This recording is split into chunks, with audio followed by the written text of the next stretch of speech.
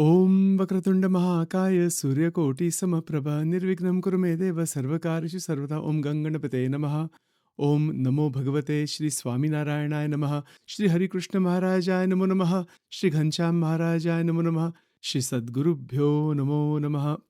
Welcome to SwaminarayanSpirituality.com and all of the related websites, publications, podcast channels, etc. This is Sachin Karnik. I want to offer my prostrations to all the great sages and to the Supreme Lord, Bhagwan, residing in the heart of every being at all times. Today is the 30th of October, 2024, and I want to continue on the question of Maya as well as Dhyan, as expounded by Sri Swaminarayan Bhagwan, Shriji Maharaj, in Vachanamrut G.P.1 Pratham number 1. So, today, we're going to look at this slightly differently from an angle that we may not have thought about before, and that is looking at the great philosopher Plato and his connection, his ideas, and how that connects with what Shriji Maharaj, which Swaminarayan Bhagwan is talking about with regards to the Murti. So, Shriji Maharaj's definition of Maya as obstacles hindering meditation on the divine Murti, this has resonance with Plato's theory of forms. So Plato was a great Western philosopher, Greek philosopher, considered by many to be the father of Western philosophy. So Plato posited, meaning he proposed, a realm of perfect eternal forms that serve as the true objects of knowledge. All right, so let's try to see if we can understand that. So Plato's theory of forms or ideas is one of the most foundational elements of his philosophy, and it reflects his view of reality and knowledge. So I'm going to go into a little bit of philosophy here to try to show the power of Shriji Maharaj's answer in the context of Plato's theory. And let's see where it potentially can take all of us. So in Plato's metaphysics, he posits that beyond the visible, tangible world exists a realm of perfect, eternal, and unchanging forms or ideas. These forms, and the word form here is with a capital F, these forms are the most real things in existence and serve as the true objects of knowledge, as opposed to the fluctuating, imperfect copies we encounter in the physical world. Right now, any Philosophy 101 student would be exposed to this knowledge about Plato. How does this relate to Vachanamrut G.P.1 Pratham 1? Well, first of all, Shriji Maharaj is talking about God, meaning Bhagwan, Paramatma, residing beyond Akshara Brahma, Aksharatit, that has form, that is Sakar. Form means Sakar in Sanskrit. Sakar means Sa-akar, with form. So that Parabrahman is with form, not formless. Right? This is interesting. Now, what Plato is saying here is that when we look at the world around us through our senses and our worldly experience, we see forms. We see objects, people, places, mountains. We also have our ideas. We have mathematical ideas. We have emotions. We have feelings of beauty, what is beautiful. So he says that whatever we are experiencing in the material realm is just a shadow. This is the Plato's allegory of the cave, right? In the beautiful work called The Republic, it's very famous. It's called The Allegory of the Cave in the Republic. Plato illustrates his theory of forms by describing prisoners who have been chained in a cave their whole life, only able to see shadows cast on the wall by objects behind them. These shadows are all they know, so they believe they are the most real things in the world, just like us, right? We think that this world is the ultimate reality somehow. Many of us, we think that way, that yeah, this is our life. This is the planet Earth and the galaxy and moon and stars and whatnot. But Plato would say, no, there's a greater reality, a higher reality. This really resonates with Vedanta and even with theistic Vedanta, right? So these shadows are all anybody knows, right? This is the allegory. That's the analogy, the allegory of the cave. So these people are tied inside the cave. They are facing the wall. They cannot see anything behind them, and the objects that they're seeing projected on the wall are just shadows because they have not seen the actual objects. So these shadows are all they know. So they believe them to be the most real things. However, if a prisoner is freed and exits the cave, they encounter the outside world and realize that the shadows are mere representations of real objects. So similarly, the names and forms in this world of Prakriti, as per throughout the Vachanamrut, as Maharaj has explained, the world of names and forms have come out of Prakriti. And Vedanta explains that too, right? Even Advaitic Vedanta, all forms of Vedanta, they're all forms of Prakriti. They are only just a representation of something much more real. And what is the real of all reals? That in Vachanamrut, that is the Murti of God, Bhagavan himself, God himself. Right? Anyway, so in this allegory of the cave, the outside world represents the realm of forms, and the shadows represent the objects in our physical world. So this allegory captures Plato's view that most people live in ignorance, mistaking the physical world for ultimate reality. So only through philosophical reasoning can one turn away. So this is called Gnyan Marg. Like philosophical reasoning is more like intellectual process, but that is also necessary. That brings about Viveka, Vairagya. It brings about the separation between Atma and Anatma.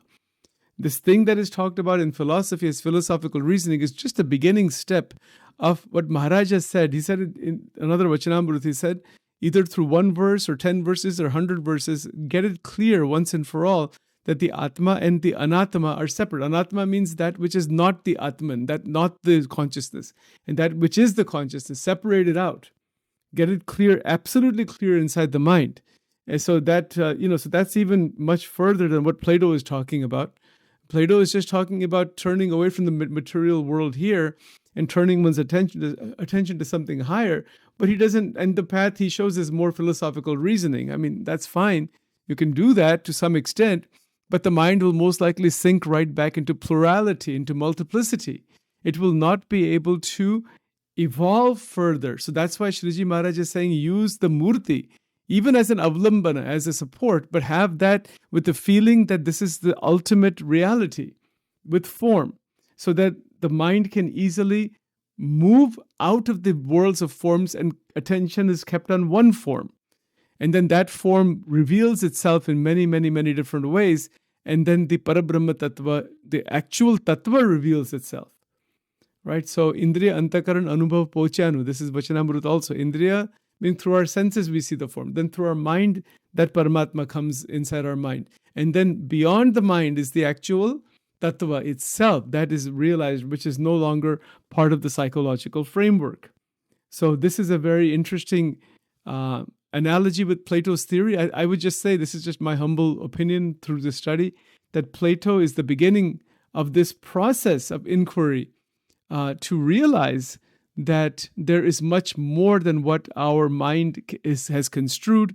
And by the process of inquiry, one can turn away from the shadows and move towards a deeper realization of the forms themselves, the actual adhyatmic forms that are present, right? So that's a possibility. The ultimate goal is to gain jnana, or knowledge of the forms of the good. Now, this is what Plato says. He's saying that which is good with a capital G, that which is benevolent, that which is great, that which is actually true, that which is good without having a bad to it. Maybe that's a Vedantic interpretation. The highest form that illuminates all of our lives and others and provides a framework for understanding truth, beauty, and morality. So truth, beauty, and morality come from God, come from Bhagavan. But I mean, where do they originate from? So Plato would say they originate from the good. He doesn't use the word God, but he uses the word good with a capital G, that which is actually most benevolent, almost like Shivam. The word Shivam means auspicious. You see, so that kind of understanding is there. Now, Plato argued that true knowledge is not derived from sensory experience, but through intellectual reasoning and introspection. Sensory experience has a certain level of knowledge, but that knowledge that is coming is from the physical world that is in constant flux. right? The physical world is in constant flux. We realize that is part of Vairagya. So any knowledge based on the observation, through the senses of this constant world is inherently unstable. The knowledge itself that we're gaining from the external world is unstable. In contrast, the knowledge of the forms, capital F, F-O-R-M-S, the knowledge of the forms is unchanging and eternal. That's what Plato suggests. Now we have to discover what that would be. So, like in Sanatana Dharma, we say there is the Bhautik Jagat and Adhyatmik Jagat, the spiritual worlds, that is eternal, the eternal abode of God, the Dham of God, for example. Right, so knowledge of the forms is unchanging and eternal because the forms themselves do not change. The forms with the capital S, that which is beyond the world of change, beyond the world of time and change and causality, it doesn't change. So thus, wisdom of that, knowledge of the forms, to be aware of those forms or to have them be accessed somehow through path of inquiry, path of Gnan, Vairagya, meditation, whatever, however you get there, there is a knowledge of the forms that represents a higher kind of truth. Yeah, so there's a relatively lower level kind of truth, the Upanishad that says is aparavidya. The higher kind of truth is called paravidya. So one that can be reached through dialectic, a method of questioning and reasoning that uncovers deeper insights into reality, right? So this is the process of dialogue. Through dialectic, meaning questioning, reasoning, using our intellect to ultimately arrive at deeper insights, which is the philosophical enterprise, the philosophical approach. It is called the Gnan Marg. It is called the path of inquiry, the path of analysis. You see, so to really probe into anityam, like the world is all just changing all the time. All right, well, if that's the case, then maybe one can get into Vairagya modality. One is in Vairagya, but then what happens? If you have Vairagya, even if you see that the world is kind of unchanging and all that, you can wind up just, sitting for dhyan or meditation to see what is beyond the flux of the mind and the flux of the world. That is like what J. Krishnamurti talked about, the via negativa. He never talked about any murti or God or anything like that. He just talked about that great silence that comes about by the act of pure observation. And in that silence, the unknown reveals itself. He doesn't, J. Krishnamurti's approach is not like having a murti or having some concept of God or meditating on an object or meditating on the image or meditating on the manifested form, or even the word God is not used by him, or even any concept of God. His approach is via negativa. The approach is where one reaches a great state of silence by pure awareness, choiceless awareness. Now, is that discussed by Shriji Maharaj? Yes, it is. Definitely. In fact, that is from Vedanta. This thing about choiceless awareness and all that is called Sakshi Bhav. The Vedanta, Advaita Vedanta talks about Sakshi Bhav. So in one sense, J. Krishnamurti's entire teaching is a part of that Sakshi Bhav idea. And so has Shriji Maharaj accepted that? Yes, of course he has. In Vedaras, the very first line is about that. The very first line in Vedaras, which are letters written to him, written by Maharaj to his Paramahansas, he says it very clearly. He says in Gujarati, I'll read it for you. He says here, the very first teaching in Vedaras is, Je Paramahansne potana manma jagrat avasthane vishay काम क्रोधादिकना अतिशय संकल्प उत्पन्न થાય તે પરમહંસને એમ વિચાર કરવો જે આ દેહને સંકલ્પ તે હું નહીં હું તો એનો દ્રષ્ટા છું. What that simply means is that I am the witnessing consciousness, the witness of the entire mental phenomena, particularly all of the deficiencies coming, kam, krodh, lobh, moh, matsar. That's not me. If you are a Paramahansa, you're a great sage, you may be a great sage, but still some of these kinds of waves of experience come, that I'm the witnessing consciousness of the entire mind. That's the essential nature. In that first line of Vedas, the whole teaching of J. Krishnamurti is there. The whole teaching of Advaita Vedanta is there. The entirety of Sakshi Bhav Sadhana is in that one line only, right? So that is the power of Swaminarayan teachings, that each line has the massive a synthesis of thousands of ideas embedded within them. It's written mostly in Gujarati. It's all in Gujarati, except for some commentaries and some poems and all that written in Marathi or some Marathi, Hindi, Vraj Bhasha, etc. Some other languages are there too, but 99% is Gujarati, right? So, all right, a couple more points here on Plato. This is very interesting. Now, Um, the point here is that Plato's forms, the theory of these forms has profound ethical implications, obviously, because moral virtues like justice, courage, and wisdom are not mere social constructs, but they have objective realities in the forms. It's like saying the sense of justice or morality or courage or wisdom, they come from a permanent state. We can call it Brahman or Akshar or the higher reality or Parabrahman. They come from some realm that is not uh, uh, that is independent of our social constructs, and have their own objective reality, not our kind of subjective reality. It has its own objective reality. So a person can become truly virtuous by aligning their soul, meaning their mind, essentially, aligning their soul with the forms of these virtues, right? So meaning what, like if you take Shikshapatri, in Shikshapatri, the verses that are there. In fact, this new book has just been written on Swaminarayan spirituality, and in the very beginning, the whole idea about ekantik dharma is described, right? So ekantik dharma begins in, the actual definitions are in verses 103 and 104. Dharma gneya sadacharah shruti smrityu papaditaha. If I'm saying that correct, I may not be saying that right.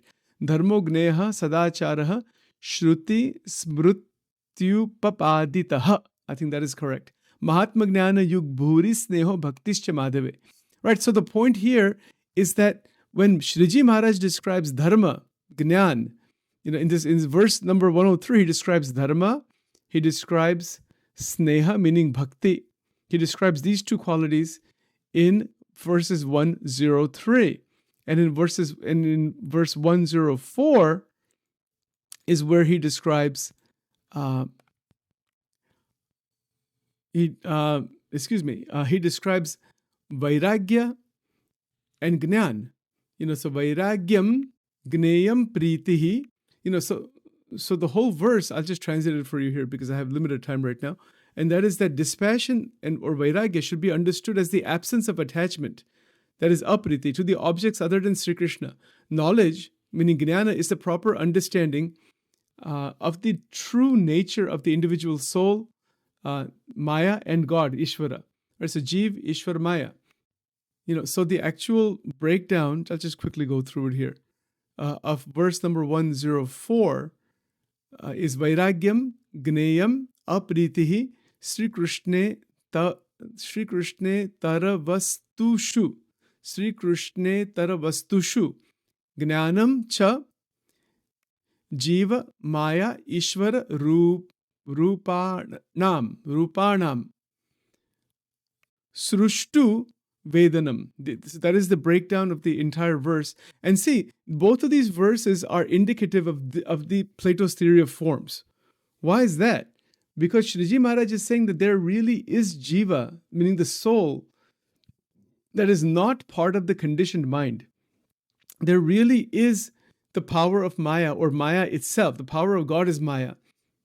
There is that reality, even though it can be considered as an illusion or some kind of a temporary state. It is definitely real, and it has a certain existence. Then once you transcend it, then it's not, it doesn't matter at that point. And then there's Ishvara, meaning Paramatma. So this is from a tattva point of view. The theory of forms connects beautifully with this, simply because there is this fantastic exposition by Shriji Maharaj that these are realities. Like Vairagya, it's an actual reality, just like it's a form. If you were to say Plato's theory of forms, Vairagyam Gneyam. Gneyam is to know, to understand. It's not just an intellectual knowledge, it's to realize. So I could, in my commentary, I would put the word Gneyam. It really means to know, to understand, but that understanding comes through realization. So Vairagyam Gneyam Apritihi. Apriti is that state, where there is no affection towards anything except Bhagwan, except God. That is apritihi. So these qualities have a non-relative existence to them, right? So that should be clear. That non-relative existence is what Plato is referring to when he talks about having profound ethical implications. So for Plato, moral justice, moral virtues like justice, courage, and wisdom, etc., are not mere social constructs, but they have objective realities, actual objective reality, that there really is something like vairagya and jnana. There really is something like dhyan. It's not just a subjective fluctuation of the mind.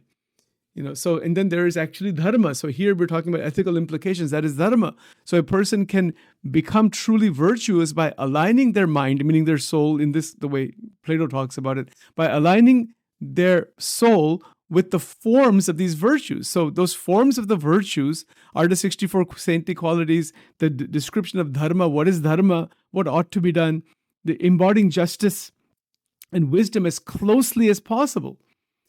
So I'll give you a simple example. Take the example of gambling, right? And when a person wins money gambling, what is the ethics behind it? Is it unethical? Well, it's somebody else's lost money. How does that person feel when they lose money? They don't feel good about it. They're hurt emotionally, probably, to some extent. So when we win somebody else's money, we're gaining a certain pleasure at the cost of somebody else. Is that ethical? Is that in accordance with dharma? It is not, obviously. It is not dharma, it is adharma. It is like in the Bhagavatam, it says gambling is one of the places where Kali Yuga exists. The existence of Kali Yuga is in 4 places, and gambling is one of them. So what is the form there? The form is, the ideal is benefit for all. Sarva bhuta hite rataha. That is the form. That is the form of justice and good quality emotion and all that, highest virtue. But this is not virtuous. This is harming somebody and then gaining because of that harm, right? So it's not virtuous to win money gambling, obviously. And that would be very much in alignment with Shikshapatri. That would align with Plato's theory of forms. It is a deeper understanding of the ethics and morality itself. And it forms the basis of Plato's ideal society. So he has this whole description of the ideal society. I won't go into that right now. But Maharaj himself is trying to create an ideal society. He's trying to create an ideal society that is based on righteousness, that is based on vairagya, that opens the door into the Akshardham itself. All right, so that's good enough for now. I don't have much time. Otherwise, I could spend several hours talking about Plato and his theory of forms, but we'll do that in some other formats later on. With that, thank you so much. And Shri Swaminarayan Namo Namaha.